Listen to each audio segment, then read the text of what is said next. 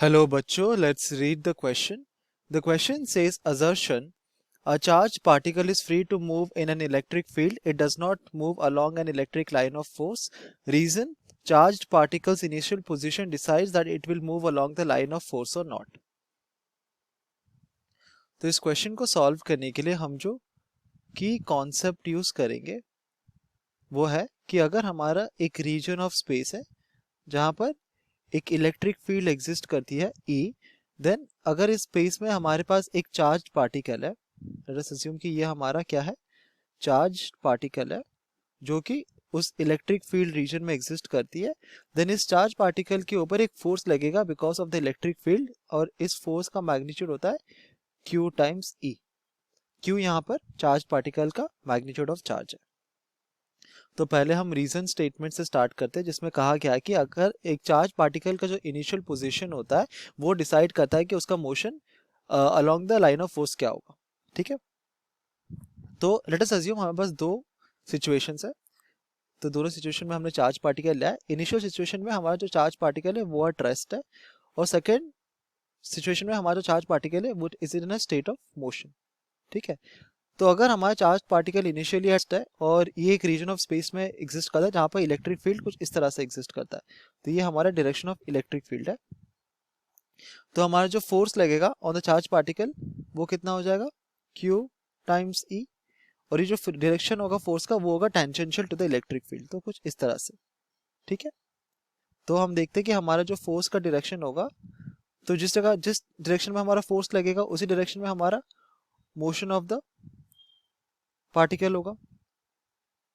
ठीक है, और क्योंकि हमारा फोर्स टेंजेंशियल लग रहा है to the electric field, so हमारा जो पार्टिकल होगा वो भी टेंजेंशियली मूव करेगा to the electric field, which is means कि ये इलेक्ट्रिक फील्ड के पैरेलल मूव करेगा. बट अगर सेकंड केस में हमारे पास दिया गया चार्ज पार्टिकल जो कि in a state of motion है और वो एग्जिस्ट करता है एक रीजन ऑफ स्पेस में, अगेन यहाँ पे इलेक्ट्रिक फील्ड कुछ इस तरह से एग्जिस्ट करता है, और हमारे पास एक चार्ज पार्टिकल है जो कि ऊपर की तरफ मूव कर रहा है विद स्पीड v. ठीक है, तो इनिशियली जो हमारा पार्टिकल का मोशन है वो ऊपर की तरफ है और वो एक रीजन ऑफ इलेक्ट्रिक फील्ड में एग्जिस्ट करता है जो कि नीचे की तरफ ऐसे है. तो ऑब्वियसली इस इलेक्ट्रिक फील्ड की वजह से टेंजेंशियली इसके ऊपर एक फोर्स लगेगा F.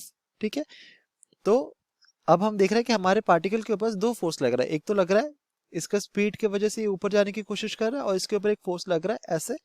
तो इसका जो रिजल्टेंट पाथ होगा वो कुछ इन दोनों का रिजल्टेंट होगा वो कुछ इस तरह से होगा.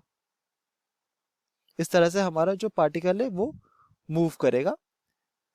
ठीक है, तो हम देखते हैं कि हमारा पार्टिकल का जो मोशन है, ठीक है, क्या वो along the line of force act करेगा कि वो, तो इस केस में वो along the line of force act करता है क्योंकि वो रेस्ट पे है. बट जब वो मोशन में है तो हम देखते हैं कि लाइन ऑफ फोर्स तो इस डायरेक्शन में है बट ये मूव कर रहा है इनके रिजल्टेंट डायरेक्शन में. ठीक है, तो along the line of force नहीं मूव कर रहा है. तो क्या डिसाइड करता है, ये हमारा पार्टिकल का इनिशियल पोजीशन और स्टेट.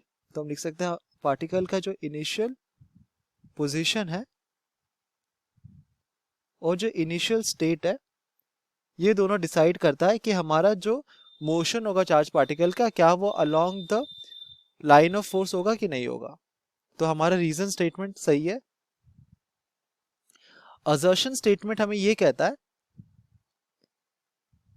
कि अगर हमारे पास एक चार्ज पार्टिकल है जो कि एक रीजन ऑफ इलेक्ट्रिक फील्ड में एग्जिस्ट करता है, देन जो मोशन होगा it is free to move in the electric field, it does not move along the electric line of force. तो ये स्टेटमेंट तो डायरेक्टली गलत हो गया क्योंकि हमने देखा था कि अगर हमारा चार्ज पार्टिकल जो है वो अगर स्टेट ऑफ रेस्ट में है और ये एग्जिस्ट कर रहा है, इलेक्ट्रिक फील्ड कुछ इस तरह से एग्जिस्ट करता है, तो इसके ऊपर एक फोर्स लगेगा tangential to the electric field, और हमारा जो चार्ज पार्टिकल होगा it will move along the line of force.